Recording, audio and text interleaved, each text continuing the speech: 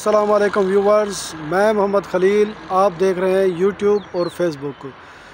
दोस्तों, आज हम सैर कराने वाले हैं आपको सखी सरोवर के बाद जो पुल आते हैं, पुल मिठावन वाली, उस जगह का व्यू कराने वाले हैं। देखें यहाँ कैसा व्यू है माशाल्लाह। ये सारा पहाड़ी पथरीला इलाका है।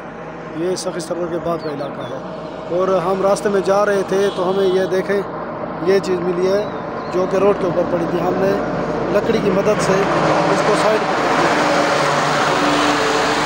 पानी भरने के लिए गया हुआ है।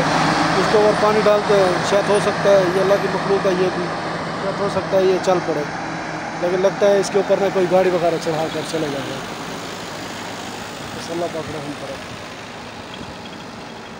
ये देखिए जी, यहाँ का एक व्यू है और यहाँ पर एक पंप भी है, पेट्रोल पंप है जो कि सखी सरोवर से आगे नज़दीक है।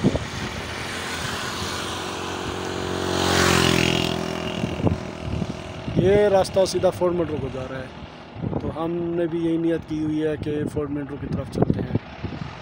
तो मज़ीद आगे हम आपको फोर्ट मेट्रो का भी व्यू कराएंगे इंशाअल्लाह।